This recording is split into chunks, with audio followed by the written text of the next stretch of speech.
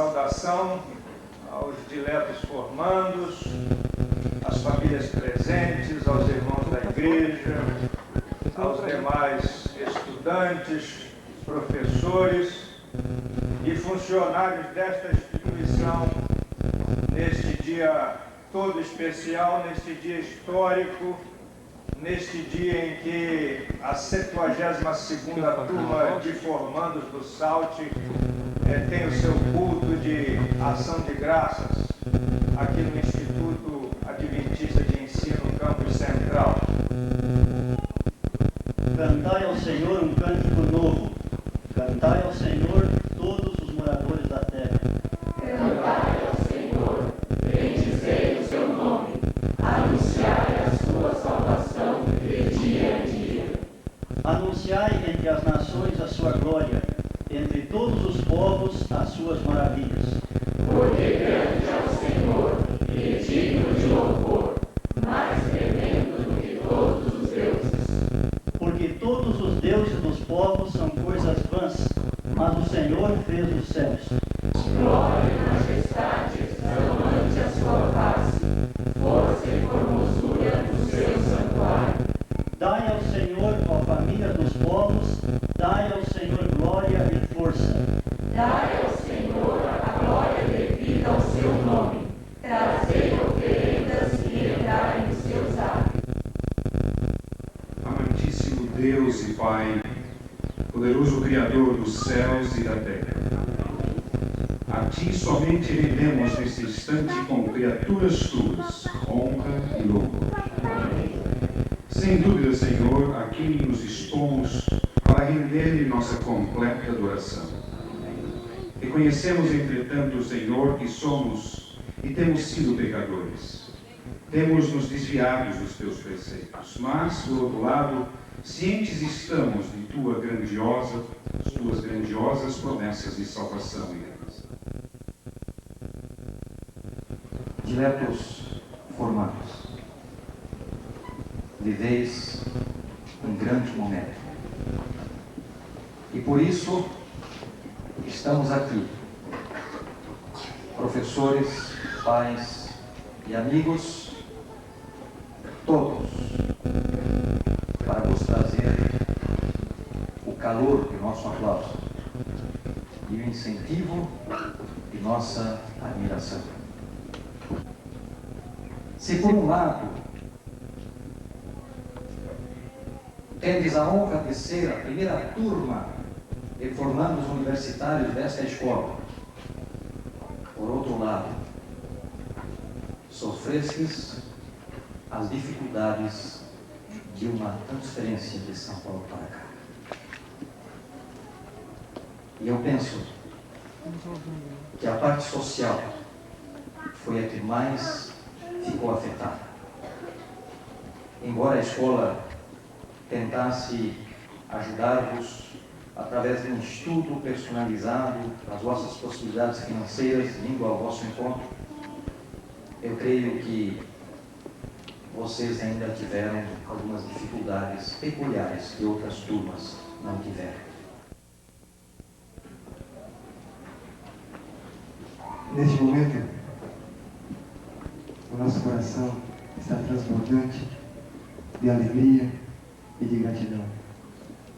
E como o pastor já disse, nós dedicamos a turma de formandos 1 minuto a vocês, que lutaram lado a lado com cada um de nós, que demonstraram uma abnegação diante de toda esta luta. Então, neste momento, nós, do fundo do nosso coração, agradecemos a vocês e temos a certeza que a recompensa está guardada para nós, juntos na eternidade. Esse é um momento também muito significativo para os pais. É pena que alguns pais não podem estar aqui neste momento, mas eu creio que onde estiverem, o seu coração está voltado para vocês aqui neste momento de festividade. Sem dúvida, eles estão orando estão agradecendo a Deus pelos filhos que tiveram, pelo que vocês escolheram e pelo que vocês ainda serão na obra de Deus. Instrui o menino no caminho que deve andar, e até quando envelhecer, não se desviará dele. Eu não sou muito bom para esses momentos. Eu gostaria de falar em nome de todos os meus colegas a gratidão que nós temos pelos nossos pais. Vocês até aqui cumpriram o princípio bíblico de ensinar o caminho e que nós devemos andar. Muito obrigado por isso. Muito obrigado pelas orações, pelo apoio que vocês nos deram. Eu não poderia esquecer de mencionar aqueles pais que hoje não estão aqui, aqueles pais que já não existem mais, mas que acompanharam boa parte do seu curso, do curso do seu filho. Eu quero agradecer em público a esses pais que hoje já não existem mais.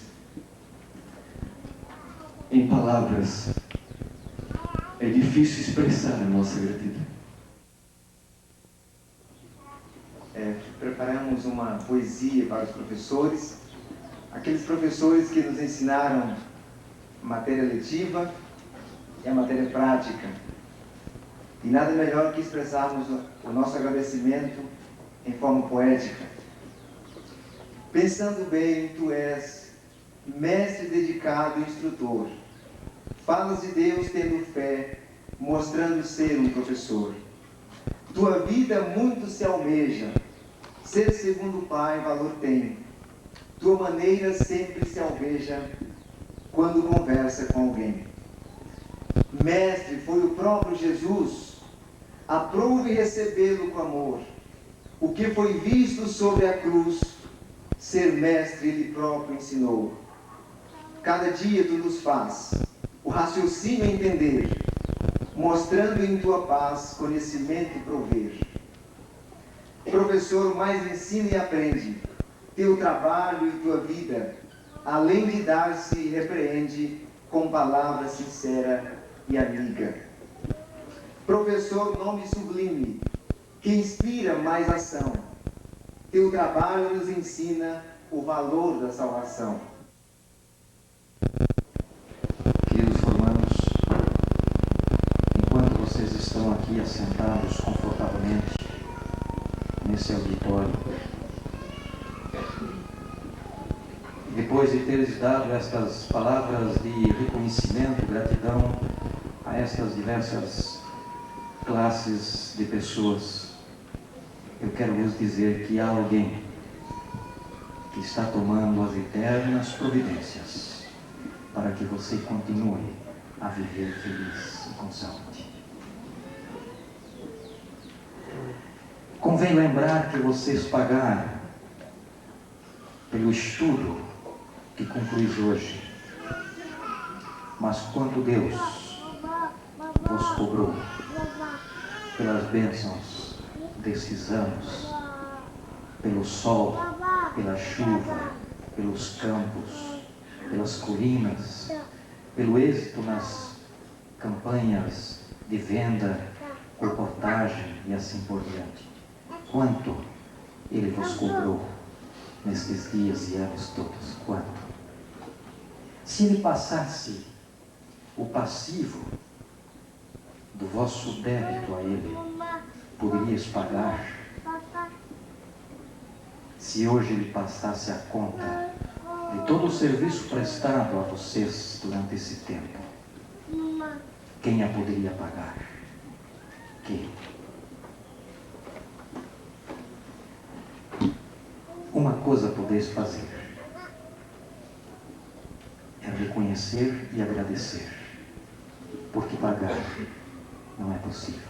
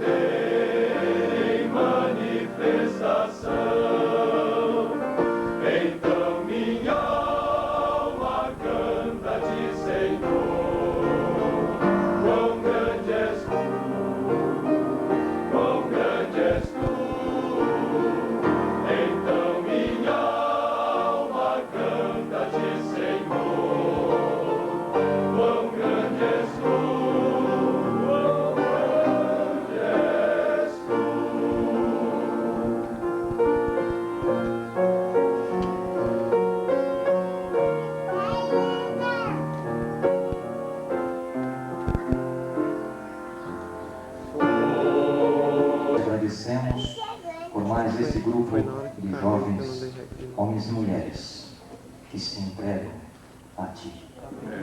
Aceita-os, Pai. Confirme-os nesse seu ideal. E ao partirem, um para o lado, outro para o outro, pedimos, Senhor, que Tu os acompanhes. Amém. Para que ninguém se sinta só, mas possa sentir a Tua presença na sua vida, no seu trabalho. Amém. Dá-lhes o Teu poder, para que eles possam seguir as pegadas de Jesus Cristo, seguir o seu exemplo, fazer o trabalho como Jesus o fez. Amém.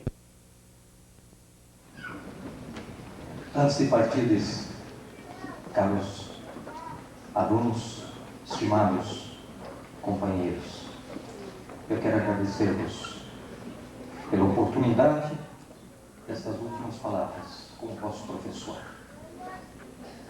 Iniciamos juntos, mas não conseguimos terminar, porque o dever nos chamou para outras atividades. Mas eu agradeço o vosso carinho neste convite. E eu gostaria de, nesta manhã, dar a minha última aula a vocês. E o conteúdo da minha última aula a vocês, eu vou dizer aqui e depois vocês vão se assentar mais confortavelmente. E aí nós vamos analisar esses assuntos.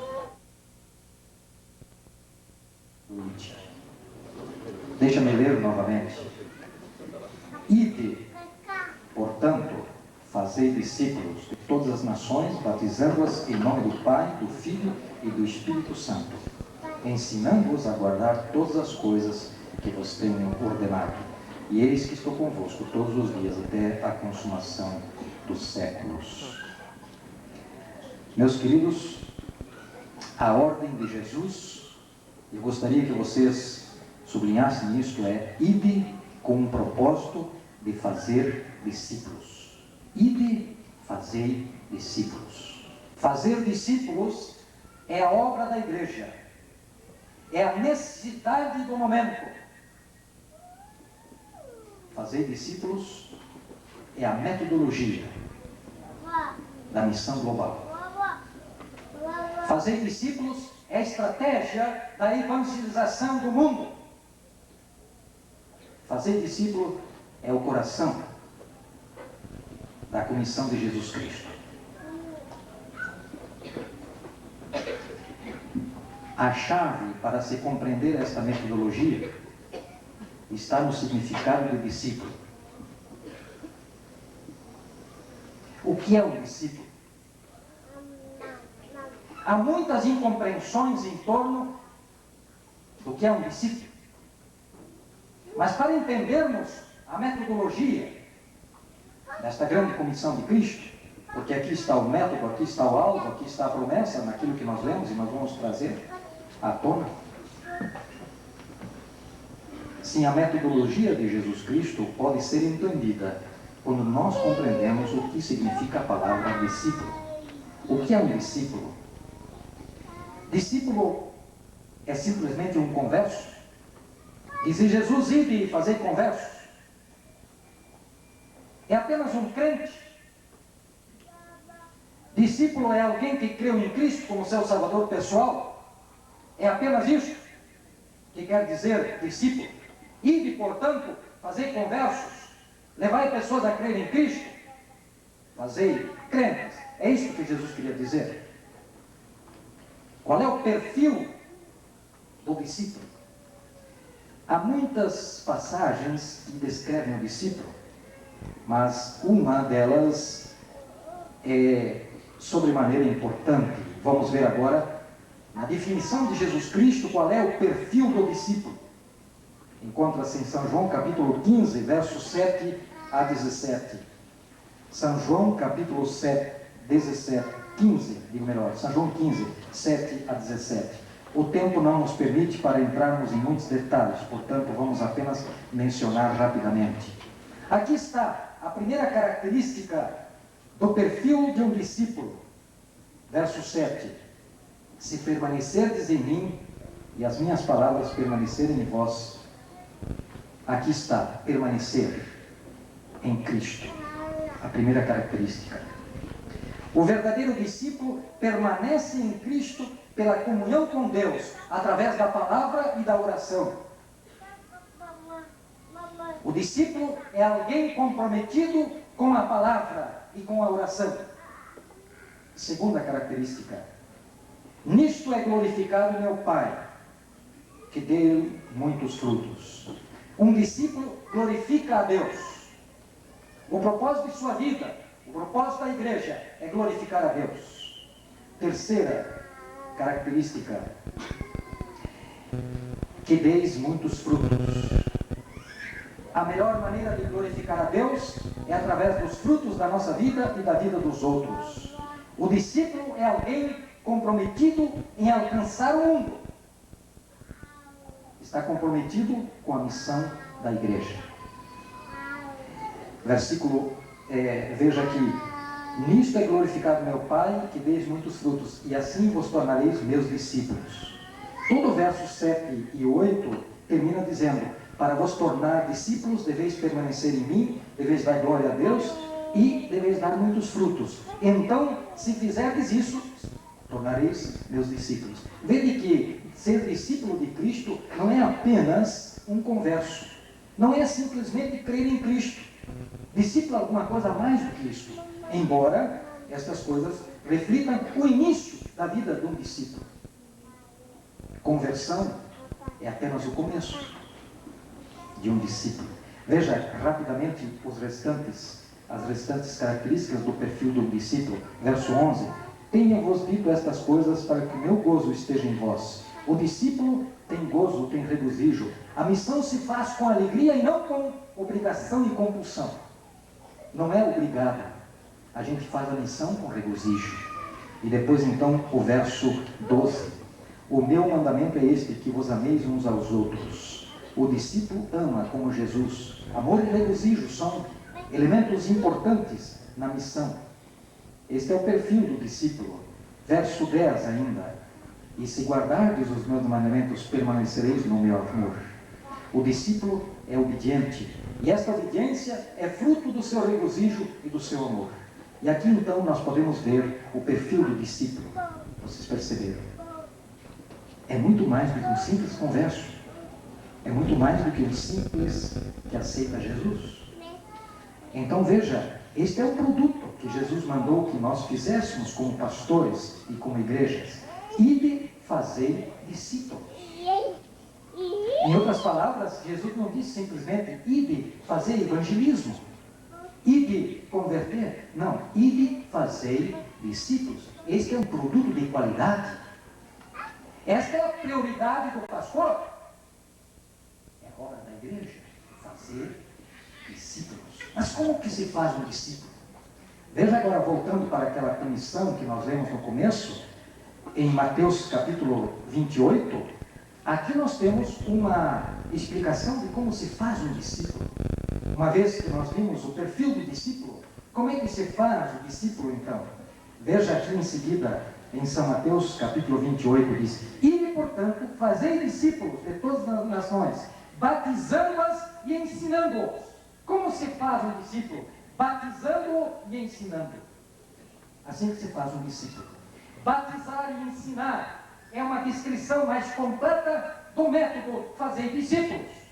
Fazer discípulos é uma metodologia, é a estratégia da missão global, é a maneira de evangelizar o mundo.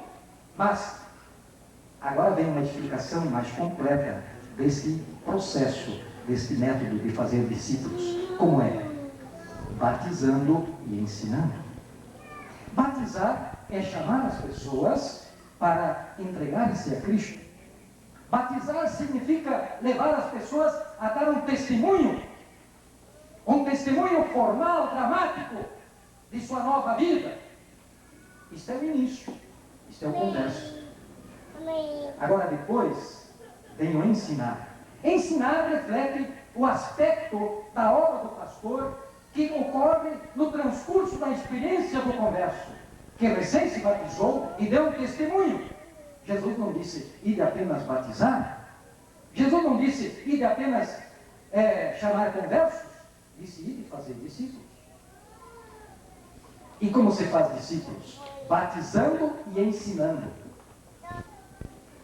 Então, o ensinar é todo esse processo que faz parte deste método de fazer discípulo. Não é apenas batizar, mas depois, e até antes do batismo, ensinar. É desenvolver a experiência do converso e, inclusive, treiná-lo para o serviço. Esta é a prioridade da igreja, fazer discípulos, não é? Fazer discípulos. E este fazer discípulos é, na realidade, a estratégia da missão global. Veja, ensinar é muito mais do que dizer para as pessoas: você tem que fazer isso, você tem que fazer aquilo. Ensinar implica em a gente mostrar para eles, em a gente ir junto a eles, mostrar como se faz, acompanhá-lo, supervisioná-lo e depois enviá-lo. Tudo isto é ensinar. Fazer discípulos é muito mais do que batizar, do que chamar gente para aceitar a Cristo. Eu quero ilustrar isso para vocês. Se você leva uma pessoa para Cristo e ele se converte, então houve reprodução. Espiritualmente falando, você se reproduziu, você é o pai espiritual dessa pessoa. Se essa pessoa simplesmente se converte e não aprende como evangelizar, então houve reprodução, mas não houve multiplicação. Agora, se você converte uma pessoa e leva ela a Cristo, e você ensina esta pessoa a ser como você, ganhador de alma, e treina ela para ganhar almas, e ela, por sua vez, faz aquilo que você fez, então nós temos um discípulo. Então nós temos não só reprodução, como temos multiplicação. Fazer discípulo é a estratégia da reprodução e da multiplicação. É a estratégia de ganhar o mundo. E é assim que Jesus pensou em alcançar os confins da terra. É um método simples, fazer discípulos. É a estratégia da evangelização do mundo. É a estratégia da missão global. Fazer discípulo é todo o processo. Inicia-se com o batismo, continua do desenvolvimento e inclui o treinamento de almas para a salvação. Isto é fazer discípulos. Bem, caros jovens, dado o conceito filosófico do que é fazer discípulos, o que é um discípulo e como se faz um discípulo, e olhando que este método inclui reprodução e multiplicação, vamos avaliar agora a nossa situação. Em primeiro lugar, vamos avaliar o produto da nossa igreja. Jesus disse: ide fazer discípulos. Agora pensem comigo, meus queridos irmãos que estão me ouvindo também, pensem comigo sobre o produto. Está a igreja produzindo este produto? Estamos nós, pastores, produzindo este produto? Qual é o comportamento dos irmãos nos seus escritórios, nas ruas, nos negócios, no lazer, no campo? Qual é o vosso comportamento? Sois um converso simplesmente ou sois um discípulo? Discípulo é aquele que está comprometido com a missão. É aquele que não só converte, mas ensina ao converso como ganhar almas. Eu pergunto, estamos nós produzindo este produto? Estamos batizando? Estamos batizando? Sim, estamos batizando muito. Estamos ensinando, estamos treinando o converso? não estamos, ou para ser mais, vamos dizer assim, justo, estamos treinando e ensinando pouco. Alguma coisa estamos fazendo, mas não tudo. O triste resultado é a falta de reprodução e multiplicação. A igreja está em crise deste produto do discípulo. Enchemos as igrejas com novos conversos, estimulando-lhes a estudar a Bíblia, a orar e ter um relacionamento fraternal. Mas não lhes ensinamos o evangelismo pessoal. Resultado: o estudo bíblico é acadêmico, as orações são chatas e cansativas, e o relacionamento humano é superficial. Sem amor. Frio. Por quê? Porque nos esquecemos do elemento catalisante deste estresse, que é o evangelismo pessoal. E os nossos novos conversos não são apenas, não só ensinados a penetrar nas esferas de sua influência. Não há um ensino, uma instrução sistemática e completa. Nós temos que reconhecer, nós não estamos fazendo discípulos. Por quê? Porque não temos a compreensão do que é um discípulo. Estamos batizando? Sim. Estamos trazendo comércio? Sim. Mas não estamos fazendo discípulos. E não só não estamos deixando de instruir os novos, como também estamos deixando de ensinar os valores cristãos. Ensinar os valores cristãos. Não estamos ensinando o evangelismo e nem estamos ensinando os valores cristãos. O adventista, no uso do seu dinheiro, no uso da prioridade do seu tempo, o adventista no conceito sobre trabalho e lazer, o adventista no seu conceito de divórcio, casamento e recasamento, reflete cada vez mais a cultura e o costume da época do que reflete a palavra de Deus. Não estamos ensinando os valores morais, os valores cristãos. Fazer discípulos é batizar e ensinar.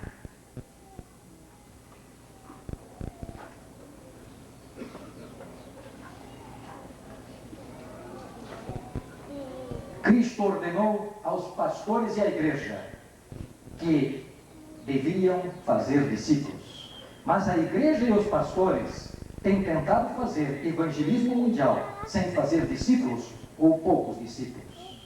A chave para a evangelização mundial é fazer discípulos, porque é a chave da reprodução e da multiplicação. E a razão dos esforços evangelísticos da Igreja Adventista não acompanhar o crescimento da população é a ausência da multiplicação. Ou pelo menos, fazer discípulos não é a prioridade. Resultado: parte do mundo deixa de ser alcançado pela pregação do Evangelho. Vamos, agora que fizemos análise do produto e percebemos que não temos este produto, vamos analisar agora o critério do sucesso. O que é sucesso? Vocês querem sucesso? Vocês querem ser bem-sucedidos? Qual é o vosso critério de sucesso? Qual é o critério convencional de sucesso hoje? A medida comum de sucesso hoje é pela quantidade. Então, se nós temos uma grande reunião com muitas pessoas presentes, então houve sucesso. E por isso, todo mundo se esforça para ter bons programas, para ter boa música. E, vamos e venhamos, muitas pessoas vêm. E nós dizemos sucesso. E achamos que a liderança cumpriu com o seu dever. Isso é bom, não é nada demais. Mas, o que isto mostra? O que isto prova? Bons programas, muita gente. Bem, em primeiro lugar, prova que bons programas atraem muitas pessoas.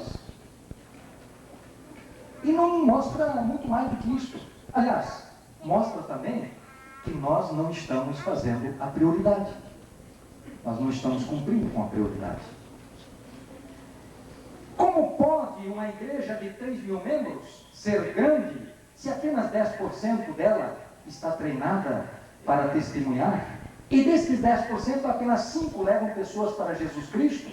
Como pode essa igreja ter sucesso e ser grande? O sucesso, eu sei que o critério não é uma coisa só, porque eu quero ser pessoa equilibrada. Eu sei que o critério é muito amplo. Então, eu formularia o meu critério de sucesso pelo menos assim. O sucesso não deveria ser medido tanto pelo número de conversos acrescentados aos livros da igreja, nem pelo aumento do orçamento da igreja, nem tanto por isso, mas especialmente deveria ser medido pelo número de cristãos ativos na conquista de almas. A questão não é quantos estão convertidos, mas quantos estão envolvidos na missão da igreja. Porque discípulo não é estéril. Discípulo não é alguém que se assenta e apenas come sermões. Isso não é um discípulo. Um discípulo está comprometido a trabalhar para Cristo. O sucesso deveria ser medido, caros jovens, não tanto pelo número, mas pelo poder de penetração da igreja na comunidade,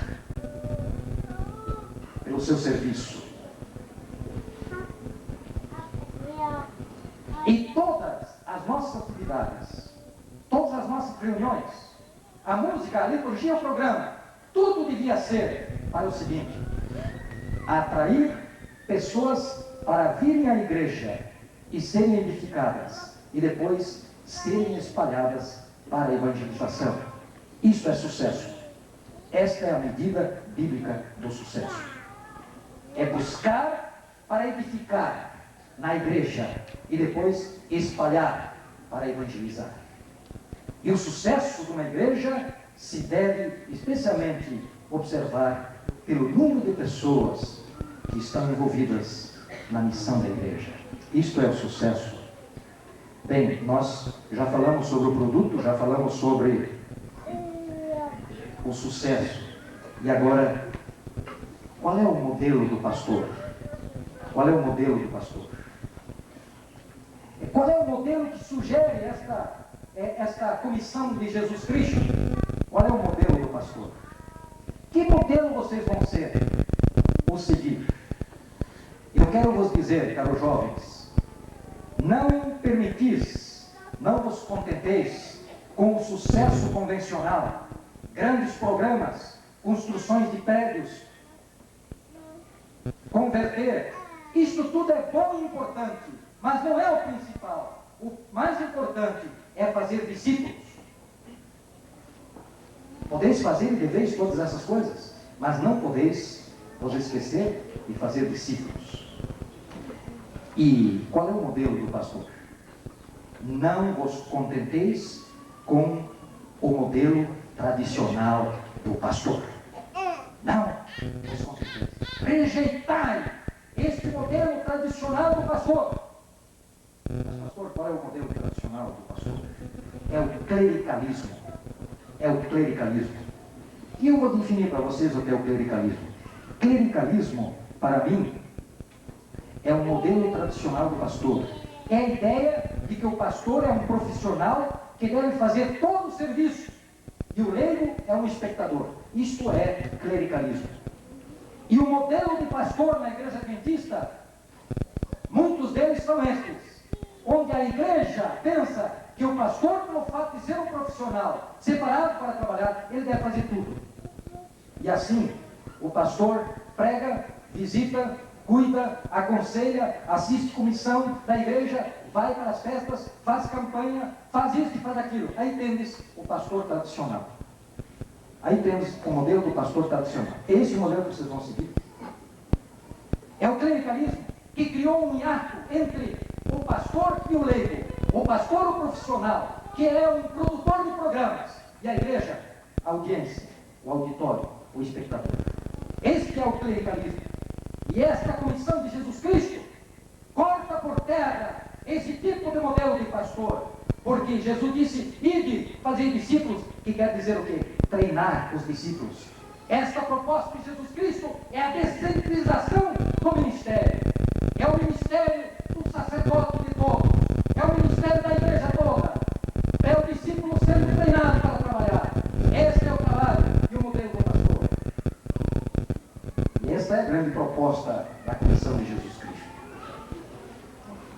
Veja, meu amigo, Efésios capítulo 4, verso 12.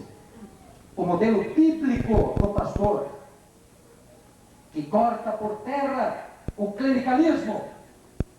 Aqui está, Efésios capítulo 4, versículo 12. Veja aqui, vamos começar com o versículo 11.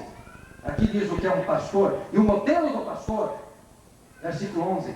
E ele mesmo, o Espírito Santo, concedeu uns para apóstolos, outro para profetas, outro para evangelistas, e outro para pastores e mestres. Aqui, nós temos dons para pastores e mestres. Para que Deus dá o dom para o pastor e o mestre? Para quê? Aqui está, com vistas ao aperfeiçoamento dos santos, para o desempenho do seu serviço. O dom que é dado por Deus para o pastor é para treinar a igreja, é para fazer com que a igreja desempenhe o seu serviço. É o ministério de todos os crentes, é o sacerdócio de todos os crentes, não é clericalismo. O modelo do pastor tradicional, representado pelo clericalismo, ele fazendo tudo, os membros espectadores, é cortado pela raiz, pela comissão de Jesus Cristo, ide fazer discípulos. E, meus amigos, enquanto persistir o clericalismo, o modelo tradicional, a igreja continuará fraca e os pastores fracassados. O pastor será fracassado porque não atinge a expectativa da igreja, porque ele não pode fazer tudo. E ele estará fracassado porque ele não pode cumprir aquilo que Deus coloca como prioritário, é fazer discípulos. Por que é uma ofensa a Deus o clericalismo? Porque Deus se ofende com um pastor que faz tudo e uma igreja que é apenas espectador. Por que isso entristece a Deus? Eu pergunto, senhores. Sabeis por quê? Porque esse tipo de modelo de pastor acaba com o pastor, arrasa com o pastor, desgasta o pastor e enferruja a igreja, que fica inerte, que fica sem fazer nada. Deus se desgosta pelo clericalismo, pelo modelo do pastor tradicional, porque o pastor se desgasta e a igreja se enferruja. Os seminários, os líderes denominacionais, as igrejas locais devem repensar os modelos pastorais. Deve haver um esforço genuíno de ajudar os pastores a desenvolver um estilo e uma filosofia ministerial que leve ao treinamento e preparo da igreja para o serviço. Fazer discípulos. A descentralização, o ministério de todos os crentes, é, na realidade, aquilo que a grande comissão de Jesus Cristo recomenda. Bem, meus queridos, aqui está o método, aqui está a estratégia da evangelização do mundo, a missão global. Ide fazer discípulos. Esta é a estratégia, porque é a reprodução e é a multiplicação. E agora o alvo. O alvo está aqui também em São Mateus capítulo 28. Eu já vou encerrando. Qual é o alvo? O alvo não é batizar 1000. O alvo não é ir num bairro onde você pode produzir e alcançar o teu alvo. O alvo não é ir onde rende a recolta. Sabe qual é o alvo? O alvo diz aqui o seguinte: ide a todo mundo. Então o alvo é geográfico. Todo mundo. E neste mundo, a cada pessoa, tribo, língua e povo. É demográfico. Este é o alvo. O alvo é geográfico em todo mundo e é demográfico a cada pessoa, língua e povo. Se nós tivéssemos isso em mente em cada momento, seria diferente. Mas como é fácil nós alcançarmos os nossos alvos quando eles são números. Então o evangelista e o pastor escolhem um lugar onde lhe garante alcançar o número. O que vai sair para a revolta, ele escolhe um terreno onde ele possa receber o dinheiro e voltar logo. Por quê? Porque o alvo é quantidade. O alvo, de acordo com a missão de Cristo, é ir a todo mundo, que é geográfico. E neste mundo, a cada pessoa, tribo, língua e povo, que é demográfico. Não é que o número não seja importante. O número é uma sequência de fazer discípulos. Se nós fizermos discípulos e tivermos este alvo, os números serão muito maiores do que nós podemos pensar. Porque neste método de Cristo está a reprodução e a multiplicação. E agora, depois de analisarmos o método e depois de analisarmos o alvo, eu quero terminar, meus queridos jovens, apresentando-vos a promessa. Deus nunca nos manda fazer alguma coisa ou nos pede sem nos dar as garantias. E que garantias tendes neste método, com este alvo? Qual é a garantia? Então, São Mateus capítulo 28, versículo 20, a última parte. Vamos começar com 19, com 18. Toda a autoridade me foi dada no céu e na terra. Ide, portanto, fazei discípulos de todas as nações, batizando-os em nome do Pai, do Filho e do Espírito Santo, ensinando-os a guardar todas as coisas que vos tenho ordenado. E lembrem-se, algumas versões trazem a palavra lembre-se, porque nós nos esquecemos. Diz aqui, eu estou convosco todos os dias até a consumação do século. Se você seguir este método e adotar este alvo da grande comissão de Cristo, você pode ter a certeza do sucesso, porque Jesus disse, eu estou convosco. Meus queridos irmãos, eu quero vos dizer agora para terminar. Deus não quer apenas que você vá trabalhar para Ele. Ele quer também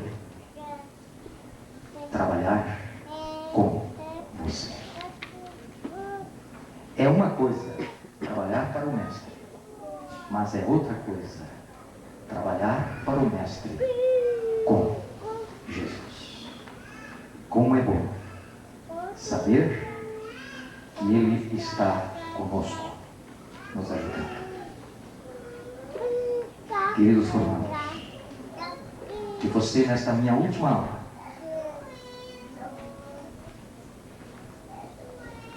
se comprometa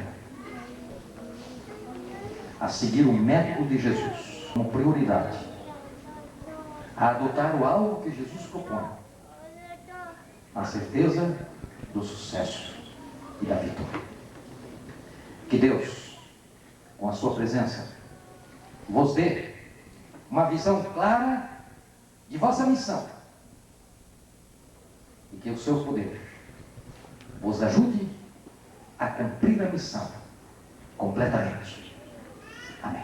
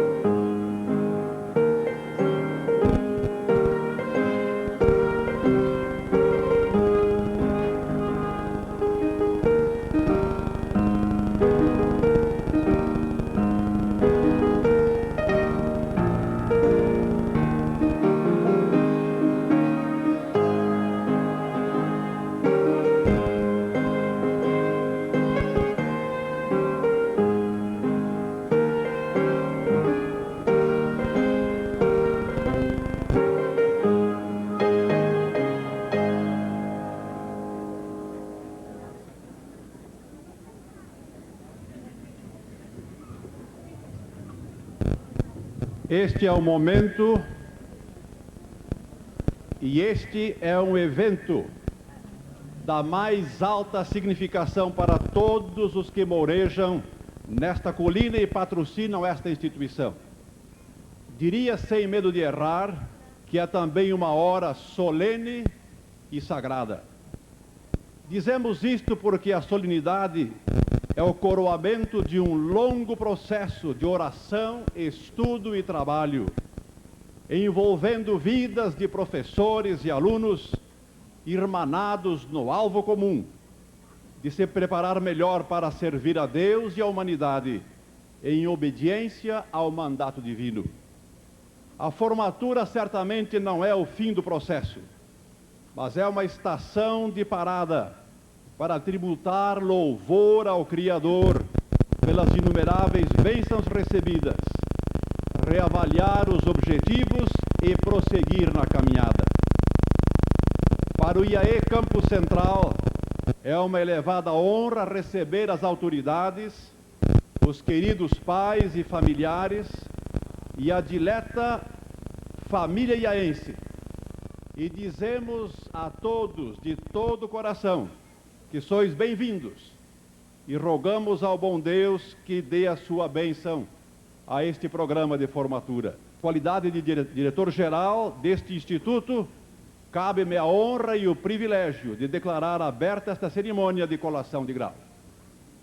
Ouviram do Ipiranga as margens plácidas de um povo heróico brado retumbante, e o sol da liberdade em raios fúlgidos brilhou no céu da pátria nesse instante. Seu penhor dessa igualdade conseguimos conquistar com braços fortes. Em teu seio, ó liberdade, desafio nosso peito à própria morte. Ó pátria amada, idolatrada, salve, salve. Brasil, um sonho intenso, um raio vívido de amor e de esperança a terra desce. Se em teu formoso céu risonho e límpido a imagem do cruzeiro resplandece, gigante pela própria natureza, és bela, és forte, impávido colosso, e o teu futuro espelha essa grandeza, terra dourada. Entre outras mil és tu, Brasil, a pátria amada, dos filhos desse sol és mãe gentil, pátria amada, Brasil. Nosso bondoso Pai que está nos céus, nesse momento elevamos a Ti o nosso pensamento e também a nossa voz de gratidão. Muito obrigado pelas bênçãos deste ano escolar que é findo. Muito obrigado porque dás a nós o privilégio de participarmos dessa solenidade de formatura de nossos queridos alunos.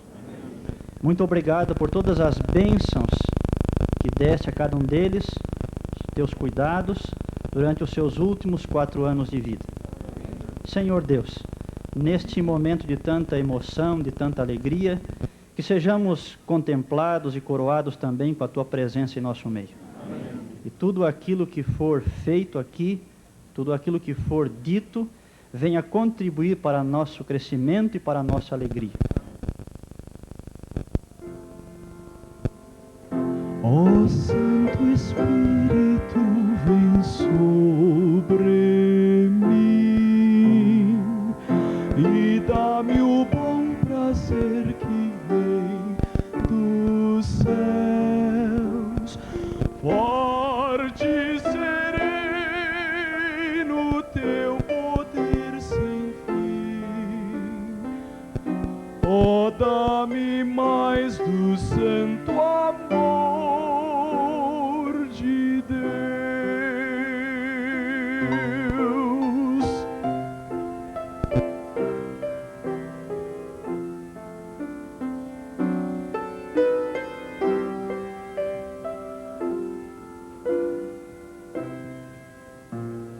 Não quero ter prazer nem emoção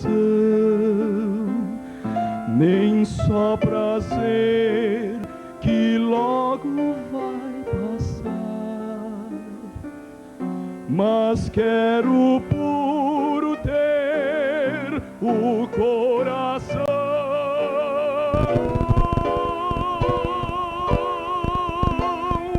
em santidade neste mundo andar. Queridos formandos, alunos de ontem, colegas de ministério evangélico hoje.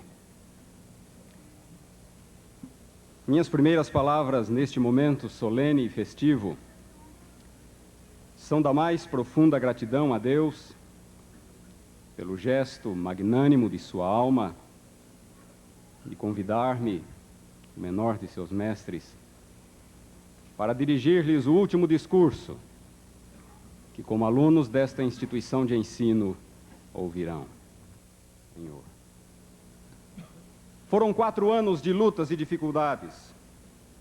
A grande maioria de vocês aqui chegou, ou melhor, aqui não, ainda no IAE em São Paulo, trazendo na bagagem o ideal de trabalhar pelo Senhor e no bolso apenas a fé. Lembro-me também de uma cena que muito me impressionou. Num sábado à tarde, já perto do pôr do sol, eu vi por acaso um de vocês que voltava do estágio, subindo por aquela estradinha que dava na lagoa. Ainda não havia essa entrada principal do colégio. De paletó, gravata, calças arregaçadas, trazendo numa das mãos a Bíblia, o inário e a lição, e na outra o par de sapatos, para economizá-los. De pés no chão, porque não sabia quando poderia substituir os sapatos já surrados pelo uso por outros mais novos. Estou seguro de que era este o motivo, porque conheço o aluno e sei das dificuldades que ele enfrentou até agora, no último momento, para concluir o seu curso. Queridos formandos, que orgulho de vocês. A distância da família também foi um difícil problema para alguns. Aqui hoje está presente uma mãe que não via o filho já por 4 anos, desde o tempo em que ele deixou o lar, longe daqui, para vir fazer teologia. Difícil para ela, difícil para ele. Temos aqui também um aluno que não tem nenhum parente prestigiando a sua formatura, devido à distância. Problemas espirituais também tiveram que ser enfrentados, problemas vocacionais, problemas sociais, o trauma da transferência do IAE de São Paulo, onde vocês fizeram o primeiro ano, para cá. Transferência esta que, embora tenha sido bem planejada e conduzida num bom espírito, não deixou de acarretar seus problemas, como, por exemplo, a dificuldade de um ou outro setor desta escola em se adaptar à nova realidade de uma escola universitária. Mas tudo foi superado. Outros problemas também marcaram o curso de vocês. Problemas dos quais a lembrança nunca será desagradável. E eu gostaria de relembrar alguns desses problemas agora. Problemas sentimentais, por exemplo, alguns que inclusive permanecem até agora. Mas estou seguro que Deus há de ter piedade dos Franciscos e Josafás da vida. As provas do pastor Emilson, o português do pastor Shepherd, o macarrão das sextas-feiras, as faltas de água no dormitório, aquela partida de futebol às 5 da manhã, que foi sumariamente cancelada até hoje, não sei porquê, as betoneiras da construção, que além do barulho ainda puxavam toda a energia do prédio, fazendo com que a luz oscilasse e proporcionasse àquelas primeiras aulas um ambiente místico e totalmente propício à reflexão teológica. Os tratores da agricultura, arando, colhendo ou roçando a poucos metros da sala de aula. Os dias de chuva e o malabarismo que tínhamos que fazer para chegar menos enlameados na classe. Nos primeiros meses do SALT aqui, o centro de comunicação ainda estava inacabado.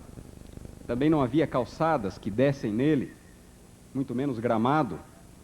Quando chovia, formava-se tanta lama que dava até gosto de ver e pisar. Bons e maus momentos, alegres e tristes recordações. Mas seja qual for a experiência, tenho a certeza de que o sentimento de vocês nesta manhã é um só: gratidão ao nosso Pai Celestial por toda a bondade e cuidado com que os conduziu até aqui. Ao ingressarem na vida ministerial, tremendos são os desafios que os aguardam. Desafios maiores que quaisquer outros que vocês já enfrentaram.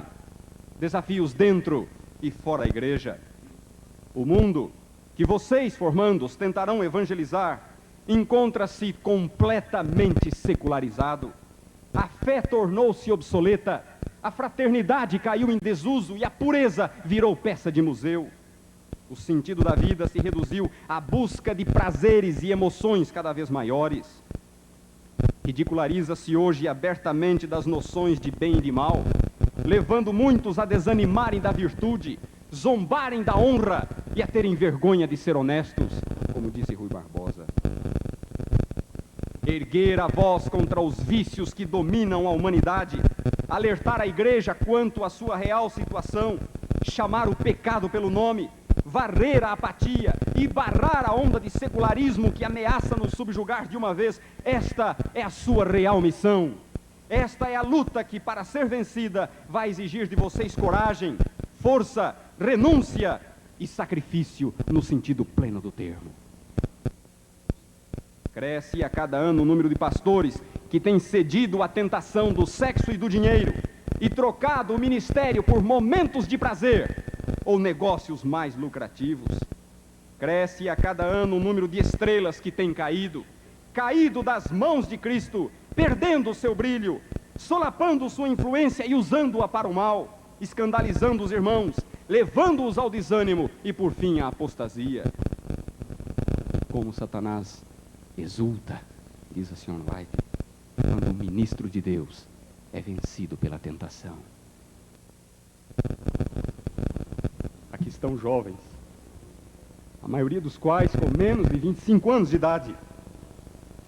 Jovens que não têm nenhuma profissão, mas que abriram mão de bons empregos, carreiras promissoras, cursos profissionalizantes, somente por amor de uma vocação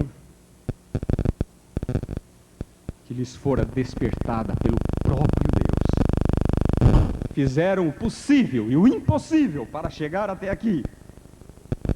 E penso que temos um compromisso moral com eles, de lhes dar pelo menos uma chance no ministério. Ainda mais em face dos tempos momentosos que estamos vivendo para esta igreja e para o mundo, pois Cristo continua a lamentar. A seara, na verdade, é grande, mas os trabalhadores são poucos. Quanto a vocês, formandos, apenas tenham fé e sejam bons pastores. Pastores segundo o coração de Deus. Pastores que honrem a Jesus e o tenham como Senhor e supremo modelo em seu ministério. Pastores que apacentem suas ovelhas e estejam dispostos a morrer por elas, a vê-las cair nas garras de Satanás. Pastores que conheçam a palavra e a preguem com destemor. Pastores que anunciem o Evangelho em toda a sua beleza e poder e que vivam este Evangelho até suas últimas consequências. Portanto, queridos formandos, vejam a seara, vejam o caminho, saiam por ele e façam a última colheita para o reino dos céus. Vão com Deus e Ele os fará prósperos. Amém.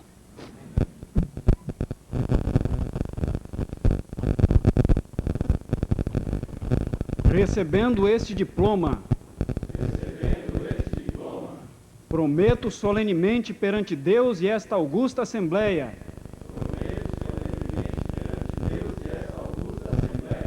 ser, com o auxílio divino, um exemplo no amor, no serviço, na fé e na pureza.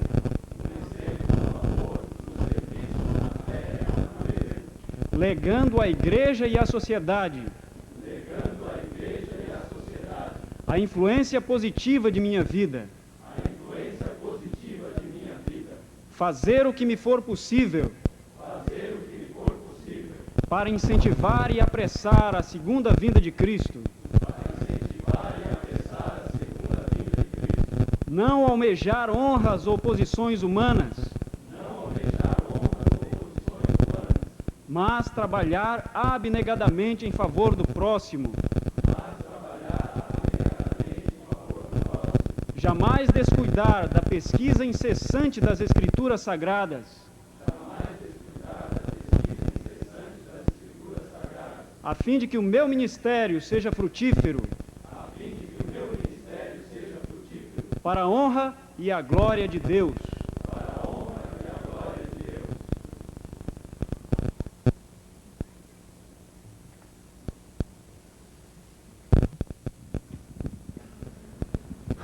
Caros formandos, sendo que vocês cumpriram satisfatoriamente todos os requisitos do curso de teologia e sob a recomendação do corpo docente, como diretor do Seminário Adventista Latino-Americano de Teologia, sede Brasil Sul, e sendo que o Conselho de Professores os recomenda, eu vos confiro o título de Bacharel em Teologia Bíblica, Bacharel em Teologia Pastoral e Obreira Bíblica. São os seguintes os alunos bacharéis em Teologia Bíblica: Daniel Luiz da Silva,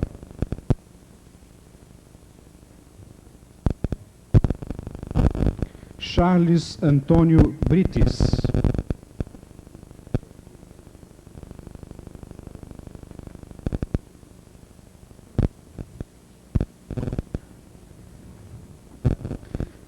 Ederson Costa Jacinto,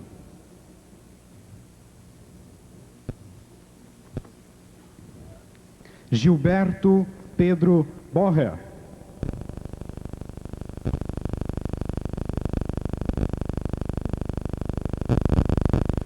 Cláudio Marques de Araújo,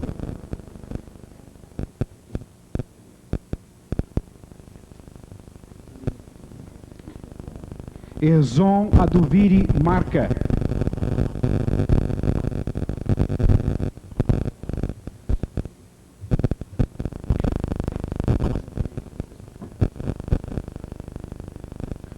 Rui Paulo Matias Bastos,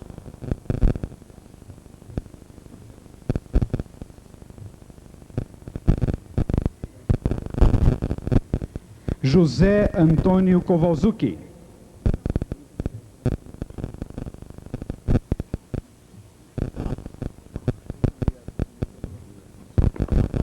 Francisco Santos Nascimento de Oliveira,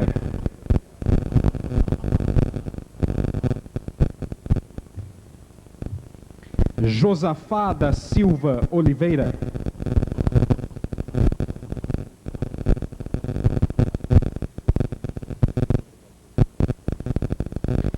Paulo Sérgio de Santiago,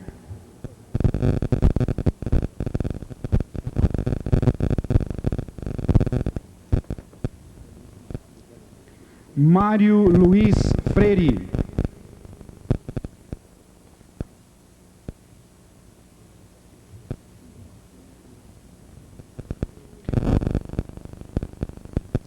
Gerson Jorge Quiles.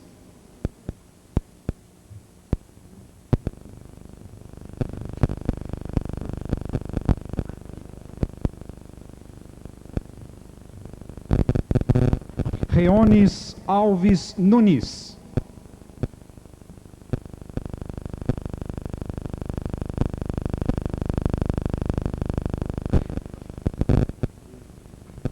Adolfo Semos Soares.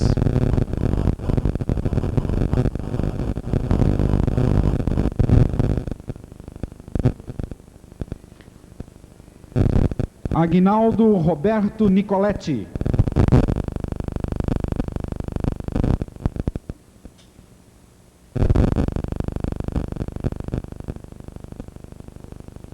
Daniel Tavares Marques.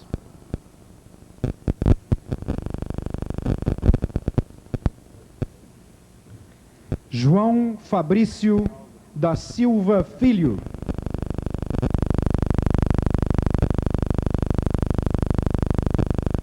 São os seguintes agora os bacharéis em Teologia Pastoral.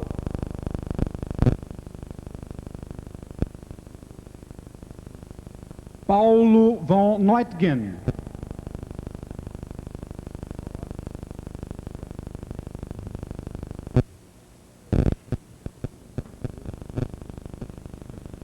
Erasmo Correia da Silva.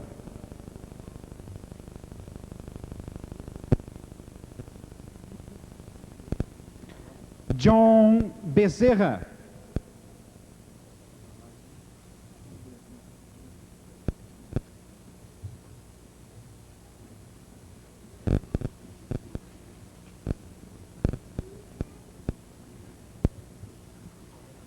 Wagner dos Santos Mesquita.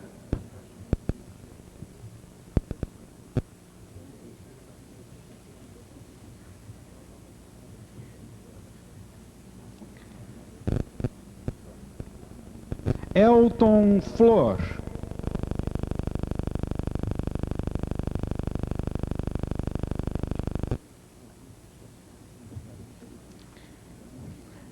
Júlio César Coimbra Gaia.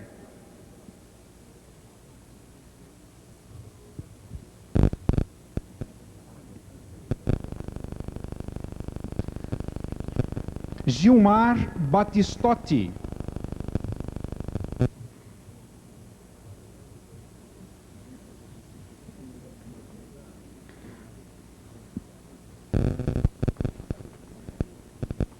Moisés Pontes Gomes.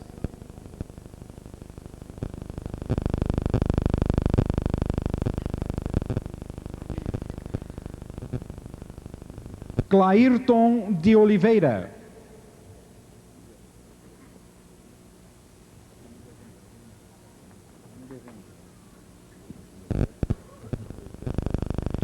Wilson de Oliveira.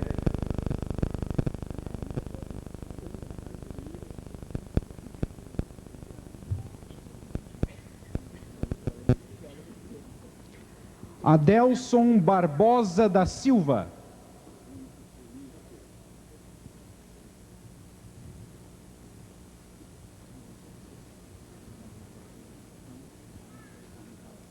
Marcelo Dádamo Ribeiro.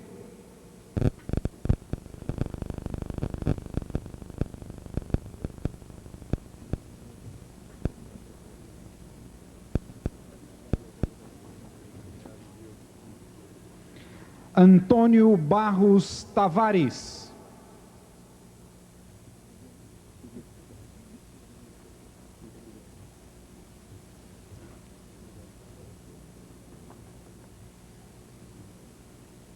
Edilson José de Souza.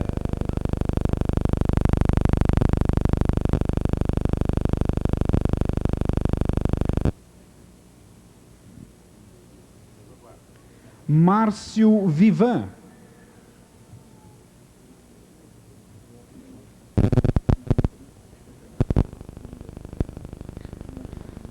João Batista de Oliveira.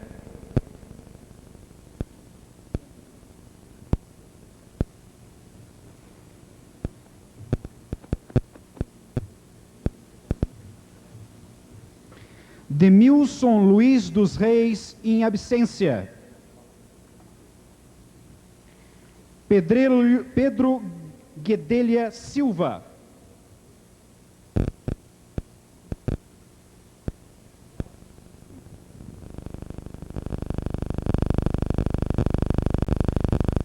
Robério Silva Monteiro.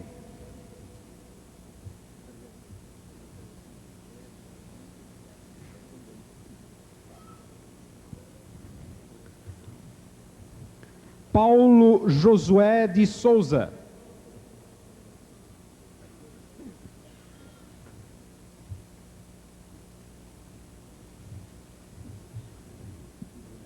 Moisés José da Silva.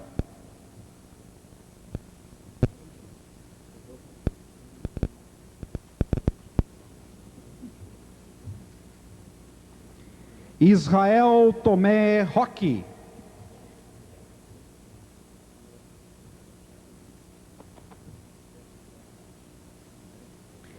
Joaquim Silva Araújo.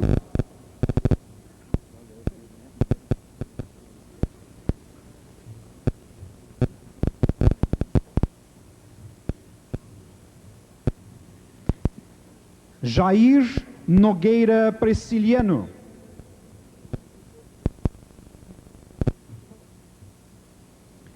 São as seguintes as formandas em instrutora bíblica: Janilce Meira Gomes,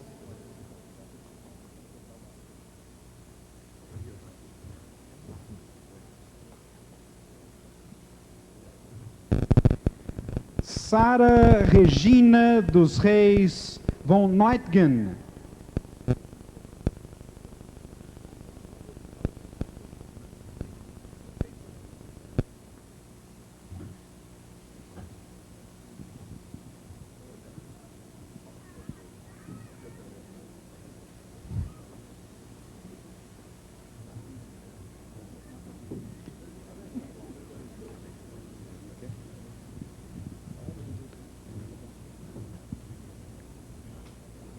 reconhecidos de que toda a sabedoria provém de Deus, rendamos neste instante calorosos aplausos aos nossos formados.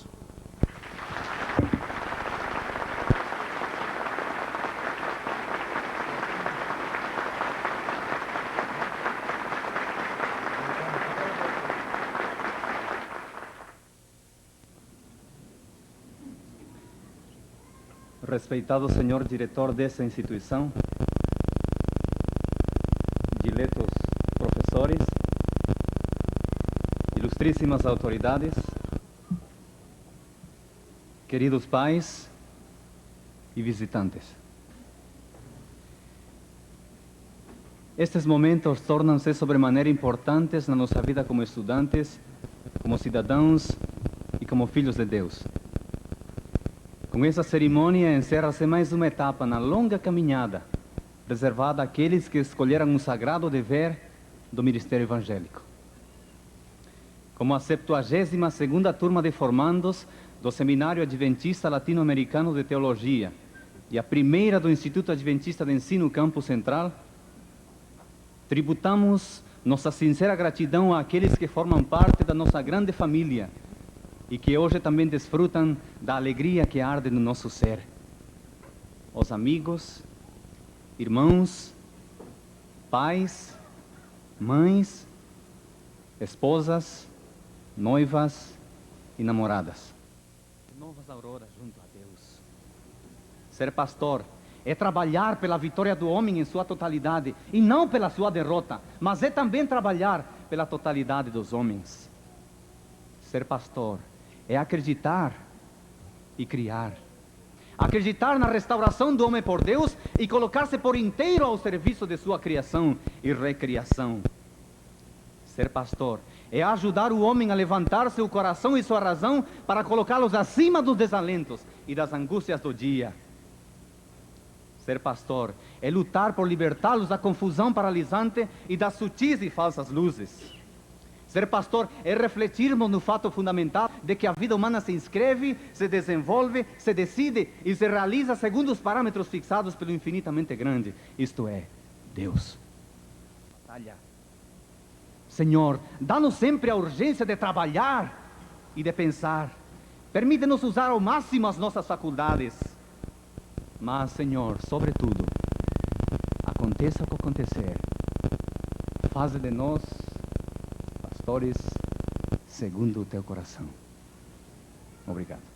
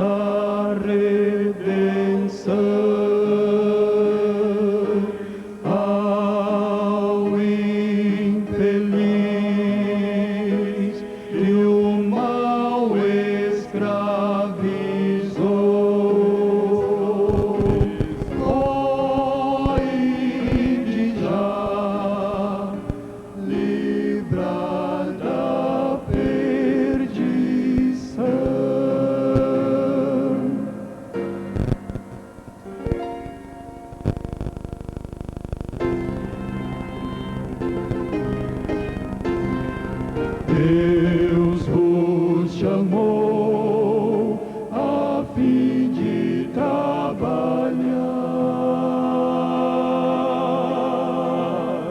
Sim, é Jesus, o Rei e Capitão.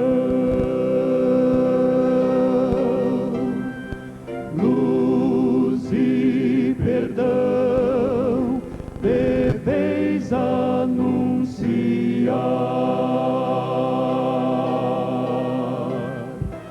Quem se esforçar terá o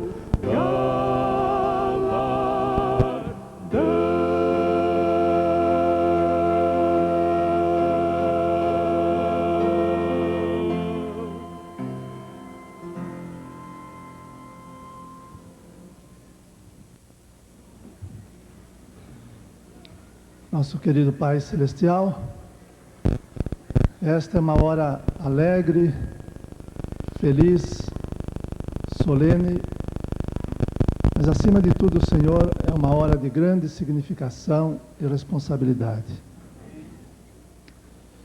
Porque a tarefa que estes jovens estão recebendo não é de caráter humano, mas é de caráter divino. Por isso, Senhor, nós te rogamos que todos eles possam compreender que o trabalho que eles vão realizar não pode ser feito pela sabedoria humana, mas pelo poder do Espírito Santo. E que eles busquem este poder acima de qualquer outra coisa.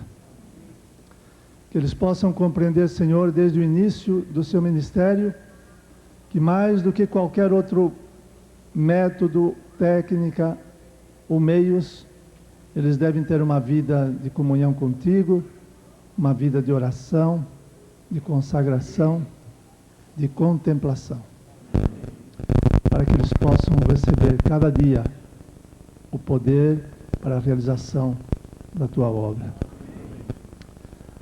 Senhor, nós te pedimos que faças desses jovens pastores consagrados, dedicados e laboriosos. Que eles possam, Senhor, aprender a avaliar as suas ovelhas não por números, mas pelo sangue de Jesus Cristo. Nós te pedimos também, Senhor, que faças desses pastores pregadores de poder, para apresentar a tua palavra com convicção e com autoridade, que possa levar aos corações conforto, consolação, transformação. Permite, Senhor, que acima de todos os deveres que eles terão no trabalho, de todas as exigências que virão, eles possam compreender que ao dispenseiro é exigido que se ache fiel. Fiel nos mínimos detalhes, fiel no cuidado das ovelhas, fiel em sua comunhão com Deus. E quando finalmente, Senhor, estes obreiros da tua causa chegarem ao final de suas lides, ao eles terem que se apresentar perante o sumo pastor, que cada um deles possa dizer: eis-me aqui, com as ovelhas que me confiaste. Queridos formados, este foi o último ato da escola que nos envolveu como alunos de um lado e professores do outro. A partir deste momento, sois nossos colegas. Confiamos que ao sairdes tereis em vosso grande coração um pequeno lugar para o IAE. Lembrai-vos sempre de nós e orai por nós. Ficaremos imensamente recompensados quando ouvirmos boas notícias do vosso ministério, dos vossos bons serviços que prestareis a Deus e à humanidade. Eu quero acrescentar mais umas palavrinhas ao discurso do pastor Paroski, preocupado com alguns que ainda estão desempregados. Quero separar um pouco esse assunto de chamados e emprego. Na minha experiência, creio que são 4 as categorias. Alguns são chamados e empregados. Outros são empregados sem chamado. Outros ainda são chamados e não empregados. E pode haver alguns casos raros de pessoas sem chamado e sem emprego. Quero garantir-lhes que em minha experiência de 35 anos como pastor, 15 dos quais dedicado à direção desta escola, não vi nenhum caso de alguém que foi chamado por Deus e ficar sem emprego. Mas vi muitos não chamados perderem o emprego. Deus não engana ninguém. Se Ele vos chamou, Ele providenciará o emprego. Andai, vivei, falai e portai-vos como alguém chamado por Deus. E em pouco tempo a igreja saberá disto e vos dará o emprego.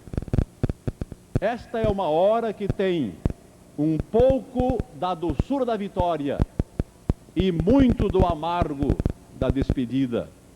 Que o bom Deus vos acompanhe e vos faça felizes. E que todos, formados, professores, autoridades presentes e queridos, amigos, pais e familiares, que nos honram esta manhã com a sua presença. Que todos, sem exceção de ninguém, possamos um dia estar na escola do além e termos ao Senhor Jesus Cristo como nosso mestre para todo sempre. Que Deus nos guarde e nos abençoe. Amém.